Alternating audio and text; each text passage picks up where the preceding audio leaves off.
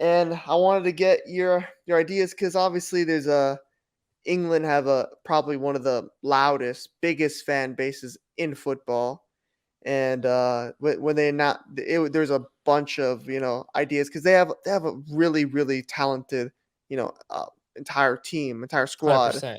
and I 100%. wanted to get your ideas because you have them going out the round of 16. Did I? I I think believe I believe you had them losing to the Netherlands. oh yeah, I did. And if Yeah, I England did, go yeah. out in the round of All hell 16, will break loose. Jesus Christ! Oh, the amount of slander content that the British YouTubers have. Oh my God, It's gonna be crazy. it would be crazy. But I Well, wanted to get your thoughts on that. yeah, ultimately, a lot of it, their form after a lot of people would say, after Euro 2020 happened and they lost in the final on penalties of all things, they should have had that ultimately. They were like, okay, well, we know that they can make it this far in an international tournament. They can do it. They have a good enough squad. We'll see where they're at by the World Cup. They thought they were going to keep going on the up. Hmm. Instead of continuing on the incline, if anything, they've gone on the They've gone decline since down. then. It's not because they have a bad squad. It's just there's Gareth Southgate is not the guy. He's not the guy. He's not a great manager. He I should lit- be sacked. I He's not literally have it in obviously bold right here that Gareth Southgate is not a good manager. like obviously I understand you can't sack him after he finishes second in the Euros and you can't sack him before the World Cup. But this guy is not a good manager, man. He's just being carried by the quality of players that they got. But if they had a proper manager, they would be potentially the real favorites of this tournament because they have the squad to do so. Yeah. But their squad is good, but I still have issues with their squad selection as it is because Gareth Southgate, this is part of the reason why he's not a good manager. He has his favorites. Hmm. He's not picking the best players based on form and just who's the best player. He's picking favorites. Let's just be honest. Their projected defense, Kieran Trippier, John Stones, Harry Maguire, and Luke Shaw. Jesus, that's That is not horrible. that Is is that not good? a World Cup winning defense at all. And they have guys like Tomori who are doing great things for AC Milan who aren't even making the squad. Keep in mind the rest of the defenders in this squad: Connor Cody, Eric Connor Cody, Dyer, Ben Eric White, Dyer. and then they're like obviously John Stones and Harry Maguire. Those guys do not give me faith as center backs. You know what I mean? Trent, he's not even the starting right back. Yeah, he doesn't like Trent.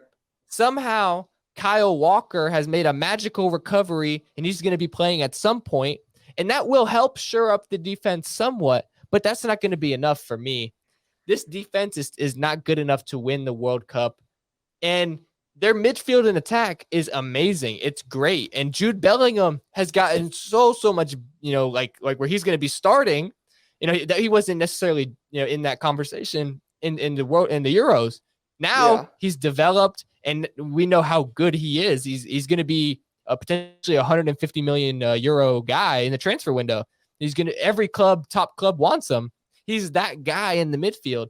Their midfield and attack is so good, but this defense and the managerial tactics are going to hold them back ultimately because he picks favorites. Saka yeah. is on amazing form, and they're saying he's not even going to be in the starting 11. Saka not in the starting 11. Look, I'm a Chelsea fan. Raheem Sterling, based on current form, should not be in the starting 11. But I guarantee it, when England's first game comes around, Raheem Sterling is going to be in the starting 11. He Yeah. is not picking the best players based on form, and he's just going with his favorites. And that's what's going to hold them back ultimately. And I think it's even bigger than that. It's just the philosophy of football of that he plays and he believes in. He plays in such a boring It's so style for boring. So just a boring. defensive sit behind the ball. Like in that Euro final, they had one shot on target. And And it was like, and it was that was in the first the minute first of minute. the first minute of the first goal. It's like for the rest of the game, extra time, no other shots. It's like it's unacceptable. This With the England squad this good. with this English squad, you should be playing a high pressing, counter attacking style football. You have Jude Bellingham who can run up and down the field. You have Declan Rice, who's a hold down midfielder, lockdown. He can He stay in there. You plays got so good for England, man. He's so good. Mason Mount, who plays well for England. He caught a little bit of form. He could play that role. Then you have your attackers, Phil Foden, who can get up and down. He's young. You got Harry Kane, a poacher in there. You got Marcus Rashford, who found a little bit of good form. He could come off your bench. You could start him, or you could put Saka.